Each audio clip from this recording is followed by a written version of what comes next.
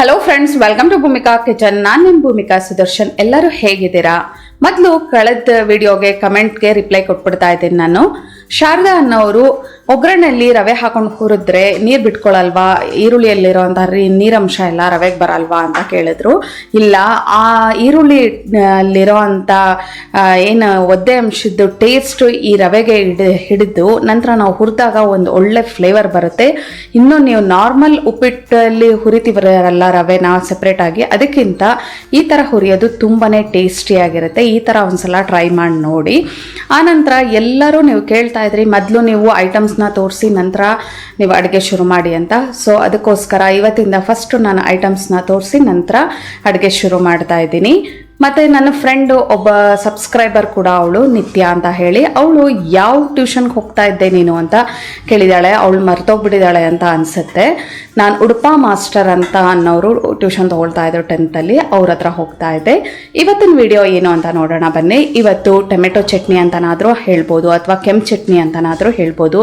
ತುಂಬಾ ರುಚಿಯಾಗಿರುತ್ತೆ. ಉಪ್ಪು, ಖಾರ, ಹುಳಿ, ಸಿಹಿ ಎಲ್ಲ ಇದರಲ್ಲಿ ಸೇರ್ಕೊಂಡಿರುತ್ತೆ. ಬನ್ನಿ ಇದನ್ನು ಸುಲಭವಾಗಿ ಮಾಡೋದು ಹೇಗೆ ಅಂತ ತೋರಿಸ್ತೀನಿ.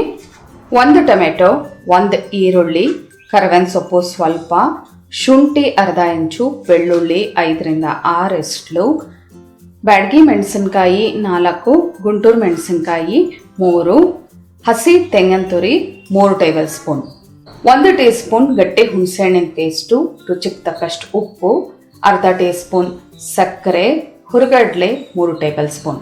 ಸ್ಟವ್ ಆನ್ ಮಾಡಿಕೊಂಡು ಒಂದು ಬಾಣಲೆ ಒಳಗಡೆ 1 ಟೇಬಲ್ ಸ್ಪೂನ್ ಎಣ್ಣೆ ಹಾಕಿದ್ದೀನಿ. ಎಣ್ಣೆ ಒಂಚೂರು ಕಾಯ್ತಿದ್ದ ಹಾಗೆ ಲೋ ಫ್ಲೇಮ್ ಮಾಡಿಕೊಂಡು ಮೆಣಸಿನ್ಕಾಯಿಗಳನ್ನ ಹಾಕ್ಕೊಂಡು ಜಸ್ಟ್ ಒಂದು 10 ಸೆಕೆಂಡ್ ಫ್ರೈ ಮಾಡ್ಕೊಳ್ತೀನಿ.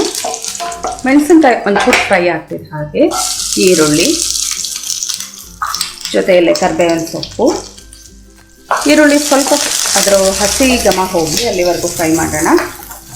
ಮೀಡಿಯಂ ಫ್ಲೇಮಲ್ಲಿ ಈರುಳ್ಳಿ 1 ನಿಮಿಷ ಫ್ರೈ ಆಗ್ತಿದ್ದ ಹಾಗೆ ಟೊಮೆಟೊ ಕಂಪ್ಲೀಟ್ ಆಗಿ ಸಾಫ್ಟ್ ಆಗಬೇಕು. ಅಲ್ಲಿವರೆಗೂ ಇದನ್ನು ಮೀಡಿಯಮ್ ಟು ಹೈ ಫ್ಲೇಮಲ್ಲಿ ಚೆನ್ನಾಗಿ ಫ್ರೈ ಮಾಡ್ತೀನಿ. 4 ನಿಮಿಷ ಮೀಡಿಯಮ್ ಫ್ಲೇಮಲ್ಲಿ ಟೊಮೆಟೊ ಈರುಳ್ಳಿ ಎಲ್ಲ ಚೆನ್ನಾಗಿ ಫ್ರೈ ಮಾಡ್ಕೊಂಡಿದ್ದೀನಿ. ಈ ಥರ ಪ್ರೆಸ್ ಮಾಡಿದ್ರೆ ಗೊತ್ತಾಗ್ತಾ ಇದೆ ಟೊಮೆಟೊ ಎಲ್ಲ ಚೆನ್ನಾಗಿ ಸಾಫ್ಟ್ ಆಗಿದೆ. ಇದು ತಣ್ಣಗಾಗೋದಕ್ಕೆ ಬಿಡೋಣ, ನಂತರ ರುಬ್ಕೊಳ್ಳೋಣ. ತಣ್ಣಗಾದ ನಂತರ ಮಿಕ್ಸರ್ ಜಾರ್ ಒಳಗಡೆ ಹುರಿದಿರೋ ಐಟಮ್ ಹಾಕ್ಕೊಂಡಿದ್ದೀನಿ. ಶುಂಠಿ, ಬೆಳ್ಳುಳ್ಳಿ, ಉಪ್ಪು, ಸಕ್ಕರೆ, ಗಟ್ಟಿ ಹುಣಸೆಹಣ್ಣಿನ ಪೇಸ್ಟು, ಹುರಿಗಡಲೆ, ಹಸಿ ತೆಂಗಿನ ತುರಿ, ಸ್ವಲ್ಪ ನೀರು ಹಾಕೊಂಡು ಗಟ್ಟಿಗೆ ರುಬ್ಕೊಳ್ಳೋಣ.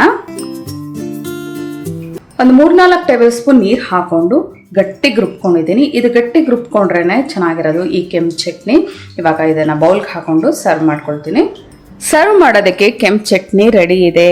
ಇದು ಇಡ್ಲಿ, ದೋಸೆ, ಅಕ್ಕಿ ರೊಟ್ಟಿ, ಜೋಳದ ರೊಟ್ಟಿ, ಚಪಾತಿ ಎಲ್ಲದ್ರ ಜೊತೆನೂ ಉಪಯೋಗಿಸ್ಬೋದು. ತುಂಬಾ ರುಚಿಯಾಗಿದೆ. ಉಪ್ಪು, ಹುಳಿ, ಖಾರ, ಸಿಹಿ ಎಲ್ಲ ಸೇರ್ಕೊಂಡಿರೋದ್ರಿಂದ ಇದ್ರ ರುಚಿ ಅಂತೂ ಅದ್ಭುತವಾಗಿದೆ. ನೀವು ಕೂಡ ಈ ಕೆಂಪು ಚಟ್ನಿನ ಒಂದ್ಸಲ ಟ್ರೈ ಮಾಡಿ ಹೇಗಿದೆ ಅಂತ ನನಗೆ ಕಮೆಂಟ್ ಬಾಕ್ಸಲ್ಲಿ ತಿಳಿಸಿ. ಈ ರೆಸಿಪಿ ನಿಮ್ಗೆ ಇಷ್ಟ ಆದರೆ ಲೈಕ್ ಮಾಡಿ, ಶೇರ್ ಮಾಡಿ. ಯಾರೆಲ್ಲ ಇನ್ನು ಭೂಮಿಕಾಸ್ ಕಿಚನ್ಗೆ ಸಬ್ಸ್ಕ್ರೈಬ್ ಆಗಿಲ್ಲ ಆದಷ್ಟು ಬೇಗ ಸಬ್ಸ್ಕ್ರೈಬ್ ಆಗಿ. Thanks for watching. Hello friends, ನನ್ನ ವಿಡಿಯೋ ಇಷ್ಟ ಆಗಿದ್ರೆ ಲೈಕ್ ಮಾಡಿ, ಹಾಗೆ ನನ್ನ ಚಾನಲ್ಗೆ ಸಬ್ಸ್ಕ್ರೈಬ್ ಆಗಿ. ಪಕ್ಕದಲ್ಲೇ ಇರೋ ಬೆಲ್ ಐಕಾನ್ ಪ್ರೆಸ್ ಮಾಡೋದ್ರಿಂದ ನಾನು ಹಾಕೋ ಪ್ರತಿಯೊಂದು ವಿಡಿಯೋ ನೋಟಿಫಿಕೇಷನ್ ನಿಮಗೆ ಬರುತ್ತೆ.